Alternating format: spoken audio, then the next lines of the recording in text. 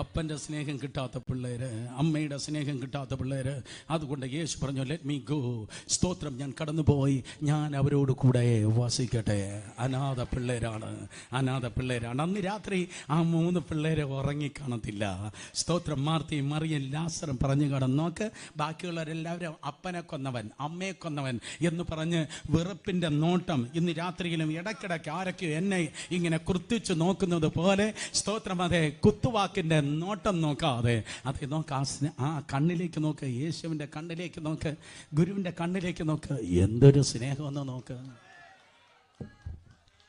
യേശു കർത്താവ് പോയി 3 ദിവസവും ആ വീട്ടിൽ 3.5 വർഷത്തെ പരസ്യ ശുശ്രൂഷ വേളയിൽ യേശു കർത്താവ് പോയി ആ വീട്ടിൽ വസിച്ചു. യെരൂശലേമിൽ സ്തോത്രം എപ്പോൾ വന്നാലും കർത്താവ് പോയി ആ വീട്ടിൽ വസിക്കുകയാണ്. യേശു വന്ന് ആ വീട്ടിൽ വസിക്കുകയാണ്. അതുവരെ ആ ഭവനം, സ്തോത്രം, അതെ, ശാപത്തിൻ്റെ ഭവനം പോലെയായിരുന്നു. കാരണം എന്ത്? സ്തോത്രം, 2 ദുർമരണങ്ങൾ അടുത്തടുത്ത് നടന്ന ഭവനമാണ്. തലമൂത്ത 2 തട്ടിപ്പോയ ഭവനം. ശാപത്തിൻ്റെ ഭവനം എന്ന് പറയാം, നഷ്ടത്തിൻ്റെ ഭവനം എന്ന് പറയാം, നിലവിളിയുടെ ഭവനം എന്ന് പറയാം. പക്ഷേ കർത്താവ് യേശു ആ ഭവനത്തിൽ കാലെടുത്ത് വച്ചതോടെ ആ ഭവനത്തിൻ്റെ അഡ്രസ് മാറി. ഇന്ന് രാത്രി യേശുവിന്റെ നാമത്തിൽ ചില വീടുകളുടെ അവസ്ഥ ഈ യോഗം നിമിത്തം മാറ്റപ്പെടുമാറാകട്ടെ. യേശു നിന്റെ ഭവനത്തിൽ കാലെടുത്ത് വയ്ക്കുന്നതോടെ, സ്തോത്രം, നിന്റെ വീടിന്റെ അവസ്ഥ മാറട്ടെ. കർത്താവ് യേശു നിന്റെ ജീവിതത്തിൽ കടന്നു വന്നതോടെ നിന്നിൽ പുതിയൊരു ചരിത്രം ഉണ്ടായതുപോലെ യേശുവിന്റെ നാമത്തിൽ ഇന്ന് രാത്രി ഞാൻ പ്രഖ്യാപിക്കുന്നു, പ്രവചിക്കുന്നു, നീ ഇവിടെ ഇരുന്ന് ആരാധിക്കുമ്പോൾ തന്നെ നിന്റെ ഭവനത്തിന്റെ അവസ്ഥകൾ യേശുവിന്റെ നാമത്തിൽ മാറട്ടെ. കലത്തിലെ മാവുകൾ, സ്തോത്രം, ഭരണിയിലെ എണ്ണകൾ യേശുവിന്റെ നാമത്തിൽ കുറയാതെ നിറവുകളായി തീരട്ടെ. നീ ഇവിടെ ഇരുന്ന് ആരാധിക്കുമ്പോൾ നിന്റെ ഭവനത്തിന്റെ അവസ്ഥകൾ മാറട്ടെ. അതുവരെ അത് മരണത്തിന്റെ ഭവനം, നഷ്ടത്തിന്റെ ഭവനം, കണ്ണുനീരിന്റെ ഭവനം, വ്യതയുടെയും വേദനയുടെയും ഭവനം. പക്ഷേ യേശു കർത്താവ് ആ ഭവനത്തിൽ കാലെടുത്ത് വെച്ചതോടെ ആ ഭവനത്തിൽ വചനം വന്ന് പാർക്കുകയാണ്. ആ ഭവനത്തിൽ ഓടി എത്തുന്നവരോട് യേശു വചനം പറയുകയാണ്. ആ ഭവനത്തിന്റെ മുറ്റത്ത് ജനക്കൂട്ടം കൂടി വരുന്നു. അവരെ കർത്താവ് സൗഖ്യമാക്കുന്നു. അത് സൗഖ്യം നടക്കുന്നു. അവിടെ ആ ഭവനത്തിന്റെ, സ്തോത്രം, മുറ്റത്ത് വെച്ച് കർത്താവ് യേശു ഭൂതങ്ങളെ പുറത്താക്കുന്നു. ഇന്ന് രാത്രി വിശ്വാസത്തിൽ നിങ്ങളുടെ ഹൃദയ കണ്ണുകൾ തുറന്ന് ഒന്ന് കണ്ടാട്ടെ. കഥ കേട്ടു പോകാനല്ല വന്നിരിക്കുന്നത്. നിന്റെ വീട്ടിൽ, ഈ പട്ടണത്തിൽ അതെല്ലാം സംഭവിപ്പാൻ വേണ്ടി പോകുകയാണ്. യേശുവിന്റെ നാമത്തിൽ നിന്റെ ഭവനം വചനത്തിന്റെ ഭവനമാണ്. നിന്റെ ഭവനം വിടുതലിന്റെ ഭവനമാണ്. നിന്റെ ഭവനത്തിന് മുൻപിൽ ഭൂതങ്ങൾ പുറത്തു പോകട്ടെ. യേശുവിന്റെ നാമത്തിൽ നിന്റെ മുറ്റം കൺവെൻഷൻ മുറ്റങ്ങളായി തീരട്ടെ. യേശുവിന്റെ നാമത്തിൽ നിന്റെ ഭവനത്തിൽ രോഗികൾ സൗഖ്യമാകട്ടെ. കാരണം ഇന്ന് രാത്രി യേശുവിന്റെ നാമത്തിൽ സാത്താൻ ഒത്തിരി നോക്കിയതാണ് നിന്റെ വീടിനെ പൊളിക്കാൻ, നിന്റെ ഭവനത്തെ ചിതറിപ്പിക്കാൻ സാത്താൻ ഒത്തിരി നോക്കിയെങ്കിൽ യേശുവിന്റെ നാമത്തിൽ നിന്റെ ഭവനം ഈ ഉണർവിന്റെ കാലഘട്ടത്തിൽ ഒരു ഉണർവിന്റെ ആയുധപുരയായി യേശുവിന്റെ നാമത്തിൽ വെളിപ്പെടട്ടെ. വിടുതലിന്റെ ഭവനമായി തീരട്ടെ. വിടുതലിന്റെ ഭവനമായി തീരട്ടെ. അടുത്തിരിക്കുന്നവരെ തൊട്ട് പറഞ്ഞാട്ടെ, എൻ്റെ ഭവനത്തിൻ്റെ അവസ്ഥ വ്യത്യാസമായിരുന്നു. എൻ്റെ വീട് മാറുകയാണ്, എൻ്റെ വീട് മാറുകയാണ്, എൻ്റെ വീട് മാറുകയാണ്, എൻ്റെ വീട് മാറുകയാണ്. നിൻ്റെ വീടിൻ്റെ അവസ്ഥ വ്യത്യാസപ്പെടുകയാണ്. അത് വിടുതലിൻ്റെ ഭവനമായി, അത് വചനത്തിൻ്റെ ഭവനമായി, അത് അനുഗ്രഹത്തിൻ്റെ ഭവനമായി. പക്ഷേ എന്ന് വിചാരിച്ച പ്രാർത്ഥിക്കുന്ന വചനം വെളിപ്പെടുന്ന, സൗഖ്യം വെളിപ്പെടുന്ന ആ വീടിന് പ്രശ്നം ഇല്ലെന്നല്ല ഞാൻ പറയുന്നത്. ഏതോ മന്ദബുദ്ധികൾ പറയുന്നു, ഒരിക്കൽ യേശു കർത്താവിൽ കടന്നു വന്നാൽ പിന്നെ പ്രശ്നങ്ങൾ ഇല്ലെന്ന്. അങ്ങനെയല്ല തിരുവചനം പറയുന്നത്. സ്തോത്രം, ഇന്ന് രാവിലെ നല്ല വെയിലായിരുന്നു. സ്തോത്രം, ദുഷ്ടനും ആ വെയിൽ കൊണ്ടു, നീതിമാനും വെയിൽ കൊണ്ടു. കഴിഞ്ഞ ആഴ്ച നല്ല മഴയായിരുന്നു. ആരൊക്കെയോ പ്രാർത്ഥിച്ചു. ആരുടെ പ്രാർത്ഥനയിലാണ് ഞാൻ ഇന്ന്, സ്തോത്രം, ഇവിടെ നിൽക്കുന്നത്? കഴിഞ്ഞ ആഴ്ച ഈ നേരത്ത് നല്ല മഴയായിരുന്നു. ദുഷ്ടനും നനഞ്ഞു, നീതിമാനും നനഞ്ഞു. ഇതുപോലെ തന്നെ പ്രശ്നം കടന്നു വരുമ്പോൾ ദുഷ്ടനും കടന്നു വരുന്നു, സ്തോത്രം, നീതിമാനും പ്രശ്നം കടന്നു വരുന്നു. പ്രതിസന്ധി കടന്നു വരുമ്പോൾ ദുഷ്ടനും കടന്നു വരുന്നു, നീതിമാനും കടന്നു വരുന്നു. പ്രാർത്ഥിക്കുന്നവനും പ്രശ്നമുണ്ട്, പ്രാർത്ഥിക്കാത്തവനും പ്രശ്നമുണ്ട്. ദൈവമുള്ളവനും പ്രശ്നമുണ്ട്, വെള്ളമടിച്ച് അപ്പുറത്തെ ഓടയിൽ കിടക്കുന്നവനും പ്രശ്നമുണ്ട്. പക്ഷെ ഇന്ന് രാത്രി 4-5 കേൾക്ക്, സ്തോത്രം, പ്രശ്നം വരുമ്പോൾ ദൈവമില്ലാത്തവൻ തൊലയും, ദൈവമുള്ളവൻ പ്രശ്നത്തെ ജയിച്ച് ഉയരും. Oh, come on, come on, come on, come on. ഈ പട്ടണം കാണട്ടെ, പ്രശ്നത്തിൽ ഉയരട്ടെ, പ്രശ്നത്തിൽ ഉയരട്ടെ, പ്രശ്നമുള്ളപ്പോൾ തന്നെ ഉയരട്ടെ. Come on, ശബ്ദമുയർത്തി. എല്ലാം അനുകൂലമായിരിക്കുമ്പോഴല്ല, എല്ലാവരും കൂടെ ഉള്ളപ്പോഴല്ല, എല്ലാം കൂടെ ഉള്ളപ്പോഴല്ല, പ്രശ്നത്തിന്റെ നടുവിൽ ഞാൻ ഇന്ന് രാത്രി വിളിച്ചു പറയട്ടെ, എല്ലാ വാതിലുകൾ അടയുമ്പോൾ, എല്ലാ കൈകൾ പിന്തിരിയുമ്പോൾ, എല്ലാ പ്രതിസന്ധിയുടെ നടുവിൽ, എല്ലാ ജീവിതത്തിന്റെ അർദ്ധരാത്രിയിലാണ് നിനക്കൊരു തഴപ്പ് ഉള്ളത്. വേദപുസ്തകം പറയുന്നു, സ്തോത്രം, ആ ഭവനത്തിലും ഒരു പ്രശ്നമുണ്ടായി. ആ ഭവനത്തിൽ ലാസറിന് രോഗം വന്നു. ദൈവം എന്റെ സഹായം എന്ന് പറഞ്ഞ ലാസറിന് രോഗം വന്നു. അയൽവാസികൾ ഞെട്ടി. അയ്യോ, യേശു വന്ന് പാർത്തതായ ആ ഭവനത്തിലെ ആ ചെറുക്കന് രോഗം വന്നു. ആ ചെറുക്കനാണെങ്കിൽ പുസ്തകം പറയുന്നത് അവന്റെ സ്നേഹിതൻ എന്നാ, യേശുവിന്റെ സ്നേഹിതൻ എന്നാ. ആ വീട്ടിൽ വന്നാൽ അവനാണ് സ്നേഹിതൻ. ബാക്കി ശിഷ്യന്മാർ അല്പം മാറി നിൽക്കുമ്പോൾ, സ്തോത്രം, ഇവനാണ് അവന് വേണ്ടി കിടക്ക വിരിക്കുന്നത്, ഇവനാണ് ചോറെടുത്ത് കൊടുക്കുന്നത്, ഇവനാണ് ഭക്ഷണം വിളമ്പുന്നത്, ഇവനാണ്, സ്തോത്രം, അതെ, കുശലം ചോദിക്കുന്നത്. ഇവൻ, സ്തോത്രം, മറ്റു ശിഷ്യന്മാരെക്കാൾ അടുത്ത് അവനോട് പെരുമാറുന്നവനാണ്. ഏറ്റവും അടുത്ത് നിൽക്കുന്നവന് പ്രശ്നം വന്നതാണ്. ഏറ്റവും അടുത്ത് നിൽക്കുന്നവന്, മഹത്വത്തോട് ഏറ്റവും അടുത്ത് നിൽക്കുന്നവന് പ്രശ്നം വന്നു എന്ന് ഇന്ന് രാത്രി മനസ്സിലാക്കണം. സ്തോത്രം, അകന്ന് നിന്നാലും അടുത്ത് നിന്നാലും നിനക്ക് പ്രശ്നം ഉണ്ട്. ഈ രാത്രി അടുത്ത് നിന്നിട്ടും പ്രശ്നമുണ്ടെങ്കിൽ മനസ്സിലാക്കണമേ, സ്തോത്രം, ദൈവം നിനക്ക് അകന്നല്ല നിൽക്കുന്നത്. ഭയപ്പെടേണ്ട, ഞാൻ നിന്നോട് കൂടെയുണ്ട്. നീ വെള്ളത്തിലൂടെ കടക്കുമ്പോൾ ഞാൻ നിന്നോട് കൂടെ ഇരിക്കും. നീ നദികളിലൂടെ കടക്കുമ്പോൾ അവ നിന്റെ മീതെ കവിയുകയില്ല. നീ തീയിൽ കൂടെ നടന്നാൽ വെന്തു പോകുകയില്ല. അഗ്നി ജ്വാല നിന്നെ ദഹിപ്പിക്കുകയുമില്ല. ഈ പ്രശ്നമാകുന്ന തീരം വെള്ളത്തിനും യഹോവ ശമ, ഇമ്മാനുവേൽ, നിന്നോട് കൂടെയുണ്ട്. ദൈവം നിന്നോട് കൂടെയുണ്ട്. സ്നേഹിതരുണ്ടോ, ബന്ധുക്കളുണ്ടോ, എനിക്കറിയത്തില്ല. പക്ഷേ നിന്റെ, സ്തോത്രം, ട്രബിളിൽ, നിന്റെ പ്രശ്നത്തിൽ മറ്റ് ഏതൊരു കാലഘട്ടത്തെക്കാളും കർത്താവ് നിന്നോട് കൂടെ ഇരിക്കുന്നു. ഞാൻ ഒരിക്കൽ കൂടെ പറയും, മറ്റ് ഏതൊരു കാലഘട്ടത്തെക്കാളും കർത്താവ് ഏറ്റവും നിന്നോട് ചേർന്നിരിക്കുന്ന സീസണാണ് ഇത്. ഭവനത്തിൽ പ്രശ്നം വന്നു. ആ ഭവനത്തിൽ ലാസറിന് രോഗം വന്നു.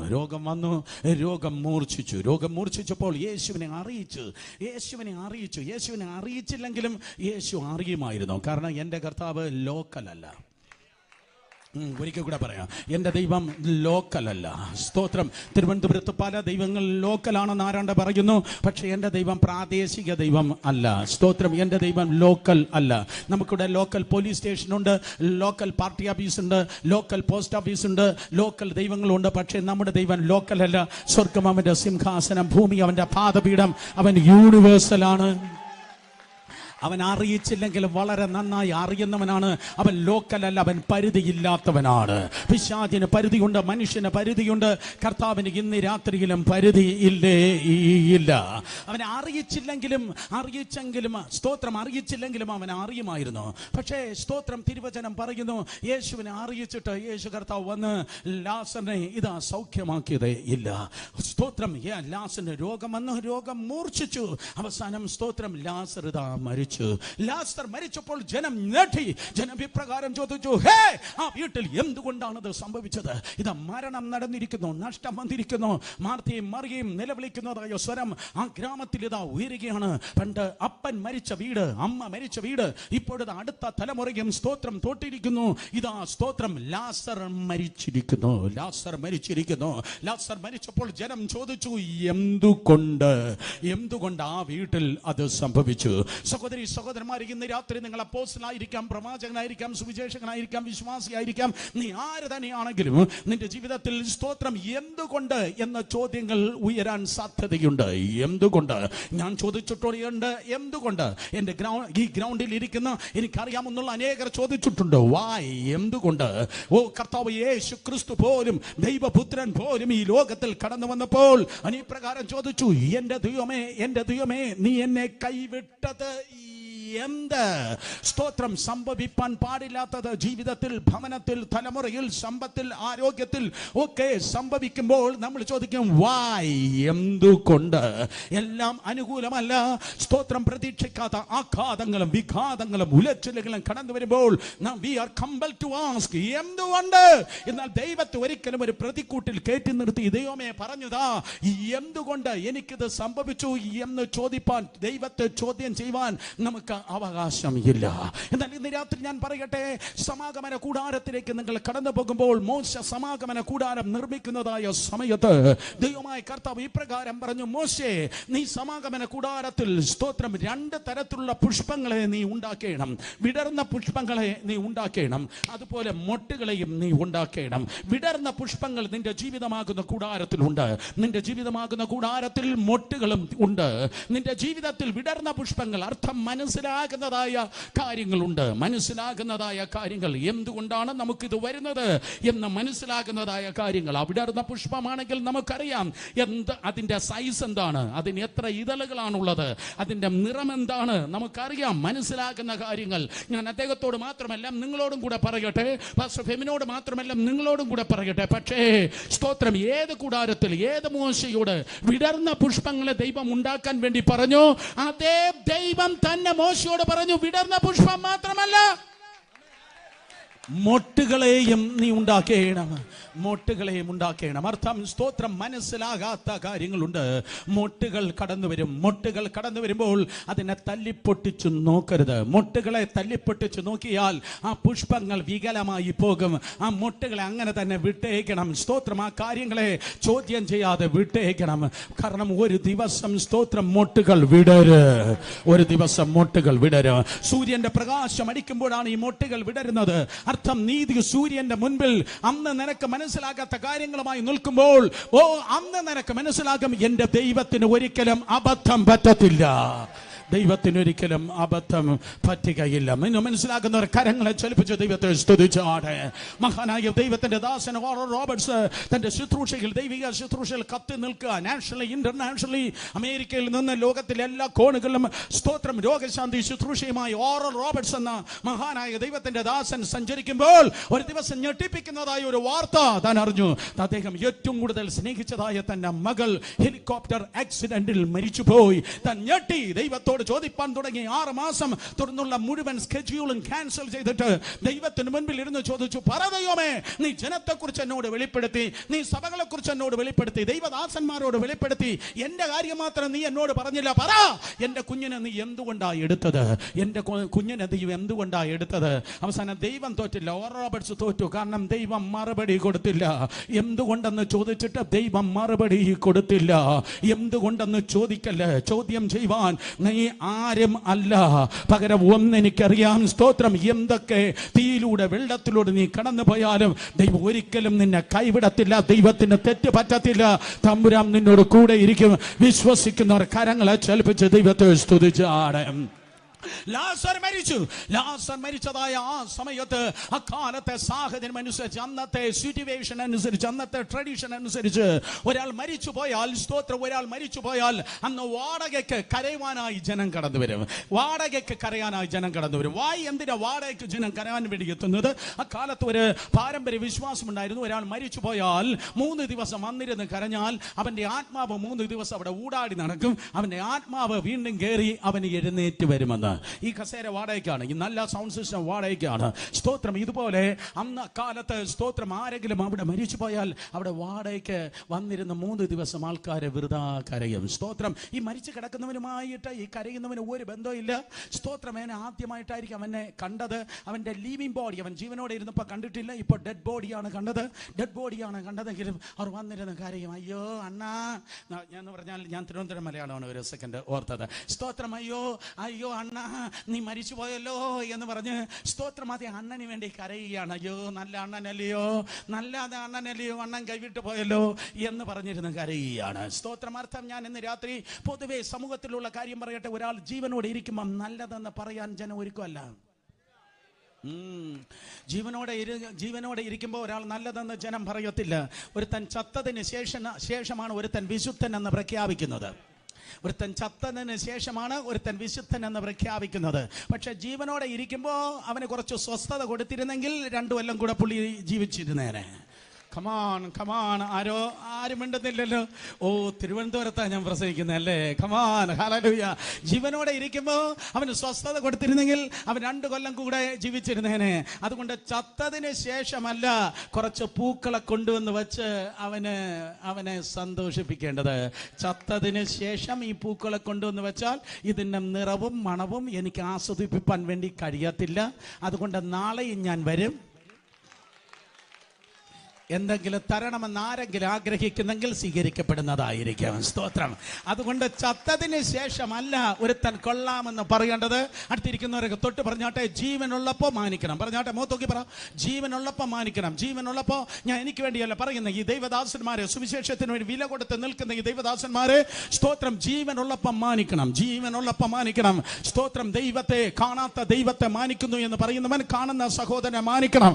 കാണുന്ന സഹോദരനെ മാനിക്കാത്ത നിനക്ക് കാണാത്ത ദൈവത്തെ മാനിക്കുവാൻ ഗുണം കഴിയും. അതുകൊണ്ട് ഒരാൾ ചത്തതിന് ശേഷമല്ല, സ്തോത്രം, അതേ ജീവനോടുള്ളപ്പം കൊള്ളാം എന്ന് പറയാൻ വേണ്ടി ദൈവത്തിന്റെ ജനം, ദൈവത്തിന്റെ സഭ പഠിക്കട്ടെ. ലാസർ മരിച്ചു കിടക്കുകയാണ്. 3 ദിവസം അവർ വന്നിരുന്ന് കരഞ്ഞു. 3 ദിവസം, ആദ്യത്തെ 3 ദിവസം കർത്താവ് വന്നവനെ എഴുന്നേൽപ്പിച്ചിരുന്നെങ്കിൽ മഹത്വം കരയുന്നവന് പോയേനെ. ഓ കമോൺ, ഒരിക്കൽ കൂടെ ഞാൻ പറയാം. അവർ പറഞ്ഞേനെ, ഞാൻ നല്ല എ മേജറിൽ കരഞ്ഞത് കൊണ്ടാണ്, ബി ഫ്ലാറ്റിൽ ഞാൻ പിച്ചെടുത്തത് കൊണ്ടാണ് അതേ ആ പുള്ളി എഴുന്നേറ്റ് വന്നത്.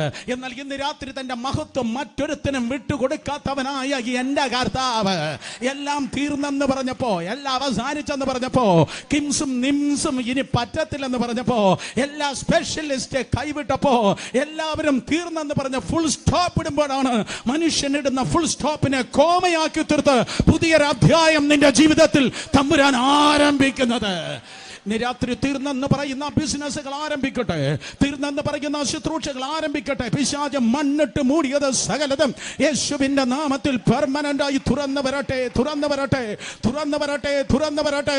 ഞാൻ പ്രസംഗിക്കുകയല്ല, പ്രവചിക്കുകയാണ്. അടഞ്ഞത് മുഴുവൻ യേശുവിന്റെ നാമത്തിൽ തുറന്നു വരട്ടെ. അടഞ്ഞതെല്ലാം തുറന്നു വരട്ടെ. അടഞ്ഞ സ്വപ്നങ്ങൾ, ദർശനങ്ങൾ, ശുശ്രൂഷകൾ, പ്രവചനങ്ങൾ, പ്രാർത്ഥനകൾ, ആരാധനകൾ, കമാൻ കരങ്ങൾ അടിച്ച് ശബ്ദമിട്ട് ദൈവജനം ദൈവത്തെ സ്തുതിക്ക്. അടഞ്ഞത് സകലതും തീർന്നെന്ന് പറയുന്നത് ഓ ആരംഭിക്കട്ടെ. എവിടെയാണോ തീർന്നെന്ന് പറയുന്നത്, അവസാനിക്കുന്നത് പറയുന്നത്, ഇതുവരെ കാണാത്ത, ഇതുവരെ കണ്ടിട്ടില്ലാത്ത, ഇതുവരെ അനുഭവിച്ചിട്ടില്ലാത്ത പുതിയൊരു മണ്ഡലത്തിൽ അത് ആരംഭിക്കട്ടെ, ആരംഭിക്കട്ടെ. ആ 3 ദിവസം ആ കരച്ചിൽ കേൾക്കുമ്പോൾ തന്നെ ഒരു വശത്ത് മാർത്തയ്ക്കും മറിയയ്ക്കും സ്തോത്രം ഒരു പ്രതീക്ഷയുണ്ട്. ആ വഴിയിൽ നോക്കിയവർ പറയും, വരുമായിരിക്കും, വരുമായിരിക്കും. കാരണം വേറെ ഒരിടവും പോകത്തില്ല. എവിടെയാണ് വന്ന് പാർക്കുന്നത്? ഈ പട്ടണത്തിൽ വേറെ ഒരു വീട്ടിലും പോയിട്ടില്ല. അന്തി ഉറങ്ങാൻ ഈ വീട്ടിലാണ് വന്നിട്ടുള്ളത്. യെരൂശലേമിൽ സ്തോത്രം കാലെടുത്ത് വയ്ക്കുന്നെങ്കിൽ ഇങ്ങോട്ടേ നേരിട്ട് വരത്തുള്ളൂ. കാരണം ഇവിടെ നിന്നാണ് ആഹാരം കഴിച്ചത്, ഇവിടെയാണ് അന്തി ഉറങ്ങിയത്. വേറെ ഒരിടത്തും പോകത്തില്ല. സ്തോത്രം. മാർത്തയ്ക്ക് മാർത്തയുടേതായ സ്വഭാവമുണ്ട്, മറിയയ്ക്ക് മറിയുടേതായ സ്വഭാവമുണ്ട്.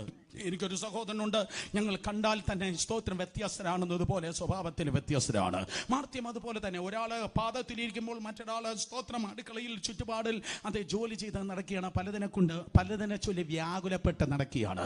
സ്തോത്രം. 2 പേർ ഒരേ വീട്ടിലാണ്, ഒരപ്പൻ്റെയും അമ്മയുടെയും മക്കളാണ്, പക്ഷെ വ്യത്യസ്ത സ്വഭാവക്കാരാണ്. ആ വ്യത്യസ്ത സ്വഭാവക്കാരാണെങ്കിലും ഈ പർട്ടിക്കുലർ കേസിൽ അവർക്ക് ഒരൊറ്റ ഒപ്പീനിയനാണ് ഉള്ളത്. കർത്താവേ, നീ ഇവിടെ ഉണ്ടായിരുന്നു എങ്കിൽ എൻ്റെ സഹോദരൻ മരിക്കയില്ലായിരുന്നു. നീ ഇവിടെ ഉണ്ടായിരുന്നെങ്കിൽ എൻ്റെ സഹോദരൻ മരിക്കയില്ലായിരുന്നു. നീ ഇവിടെ ഉണ്ടായിരുന്നെങ്കിൽ എൻ്റെ സഹോദരൻ മരിക്കയില്ലായിരുന്നു. ഇനി എപ്പോൾ എണീക്കും? ഇനി പുനരുത്ഥാനത്തിൻ്റെ ദിനത്തിലേ എണീക്കത്തുള്ളൂ. 2 കാലങ്ങളെ കുറിച്ചാണ് അവിടെ നിങ്ങൾക്ക് കാണുവാൻ കൊണ്ട് കഴിയുന്നത്. ഇന്നും ദൈവത്തിൻ്റെ സഭ അതാണ് പറയുന്നത്. ഉണ്ടായിരുന്നെങ്കിൽ, പണ്ട് കാലത്ത് ആയിരുന്നെങ്കിൽ നടക്കുമായിരുന്നു, പണ്ട് കാലത്തായിരുന്നെങ്കിൽ നടക്കുമായിരുന്നു. സഭ തിരിഞ്ഞു നോക്കുമ്പോൾ സഭയ്ക്ക് കാണുവാൻ കൊണ്ട് കഴിയുന്നു ഒത്തിരി ദൈവദാസന്മാരെ. മഹാനായ പാസ്റ്റർ പി.ഡി. ജോൺസൺ ആയിരിക്കാം, സ്തോത്രം, കെ. എബ്രഹാം ആയിരിക്കാം, ടി.ജി. ഉമ്മച്ചനായിരിക്കാം, മറ്റും ദൈവദാസന്മാർ പലരും നോക്കി സഭ ഇപ്രകാരം പറയും, പണ്ട് കാലത്താണ് അത്ഭുതം, പണ്ട് കാലത്താണ് വിടുതൽ, പണ്ട് കാലത്താണ് വിടുതൽ. പക്ഷെ ഇന്ന് രാത്രി ഞാൻ പറയട്ടെ, പണ്ട് പ്രവർത്തിച്ച കർത്താവ് പെൻഷൻ പറ്റി പോയിട്ടില്ല, അന്നത്തെ കർത്താവിന്റെ പല്ല് പൊടിഞ്ഞു പോയിട്ടില്ല, അന്നത്തെ കർത്താവ് പരിപാടി നിർത്തിയിട്ടില്ല. അന്നത്തെ കർത്താവ് ഈ തലമുറയിൽ ഇന്നും ജീവിക്കുന്നു. പിതാക്കന്മാരുടെ ദൈവം ഇന്നും ജീവിക്കുന്നു. കമാൺ, ശബ്ദമുയർത്തി ദൈവത്തെ സ്തുതിച്ചാട്. പിതാക്കന്മാർ ഇട്ടിട്ട് പോയ പല കസേരകളെ നിങ്ങൾക്ക് കാണുവാൻ കഴിയും. പിതാക്കന്മാർ അപ്പോസ്തലന്മാരായി, പ്രവാചകന്മാരായി, സ്തോത്ര ഉണർവുകാരായി പിതാക്കന്മാർ ഇട്ടിട്ട് പോയ കസേരകൾ ഒഴിഞ്ഞു കിടക്കുന്നുവെങ്കിൽ ഈ വളർന്നു വരുന്ന യുവതലമുറയെ നോക്കി ഈ പട്ടണത്തിൽ നിന്ന് ഞാൻ വിളിച്ചു പറയട്ടെ, അപ്പച്ചന്മാർ പിതാക്കന്മാർ ഇട്ടിട്ട് പോയ കസേരകളെ നിറയ്ക്കുവാൻ നീ അറിയാതെ ദൈവം നിന്നെ ഒരുക്കുന്നു. കമാൺ, ശബ്ദമുയർത്തി ഹല്ലേലൂയ. നീ അറിയാതെ ദൈവം നിന്നെ ഒരുക്കുന്നു. ആ ഒഴിഞ്ഞ സ്ഥാനത്ത് നിന്നെ കയറ്റി ഇരുത്തുവാൻ ദൈവം നിന്നെ ഒരുക്കുന്നു. ദൈവം നിന്നെ അഭിഷേകം ചെയ്യുന്നു. ഇത് സാധാ പട്ടണമല്ല. ഇന്ന് രാത്രി യേശുവിന്റെ നാമത്തിൽ ഞാൻ പ്രഖ്യാപിക്കട്ടെ, ഇതൊരു മിഷണറി പട്ടണമാണ്. ശക്തന്മാരായ ദൈവദാസന്മാർ, ദൈവദാസിമാർ ട്രിവാൻഡ്രം പട്ടണത്തിൽ നിന്ന് എഴുന്നേൽക്കുവാൻ വേണ്ടി പോകുന്നു. ഹേ, യേശുവിൻ നാമത്തിൽ ഇതൊരു പാമ്പിൻ താവളമല്ല. യഹൂദ ഗോത്രത്തിന് സിംഹം ജനിക്കുന്ന വിടുതലിന്റെ പട്ടണമത്രേ. യേശുവിന്റെ നാമത്തിൽ ശക്തന്മാരായ ദൈവദാസന്മാർ, ദൈവദാസിമാർ ഈ പട്ടണത്തിൽ നിന്ന് എഴുന്നേൽക്കുവാൻ വേണ്ടി പോകുന്നു. അഭിഷേകമുള്ളവർ ദൈവത്തെ ശബ്ദമുയർത്തി ആരാധിക്ക്. നിന്റെ അഭിഷേകം ദേശാധിപതിയുടെ മുഖത്ത് ഉടയ്ക്കും. നിന്റെ അഭിഷേകം അന്ധകാര ശക്തിയുടെ സ്തോത്രം കോട്ടകളെ പൊട്ടിക്കും. നീ അറിയാതിരിക്കെ ദൈവം നിന്നെ ബലപ്പെടുത്തുകയാണ്. ഓ, ഇന്നലകളിൽ പിതാക്കന്മാരിലൂടെ പ്രവർത്തിച്ച ദൈവം കഴിഞ്ഞ തലമുറകളിൽ ഇന്ത്യൻ ചർച്ചിൽ സ്തോത്രം, അതേ കേരളത്തിൽ നിന്ന് തന്റെ പകർച്ച അയച്ചവനായ ദൈവം യേശുവിന്റെ നാമത്തിൽ ഇന്നും നിന്റെ മേലാണ്. ഇന്നലത്തെ ദൈവം ഇന്നും പ്രവർത്തിക്കുന്നു. വിശ്വസിക്കുന്നവർ കരങ്ങൾ ഉയർത്തി ഹല്ലേലൂയ പറയുക. അവർ പറയും, സ്തോത്രം, അതേ ഇന്നലകളിൽ നീ ഉണ്ടായിരുന്നെങ്കിൽ എന്റെ സഹോദരൻ എഴുന്നേൽക്കുമായിരുന്നു.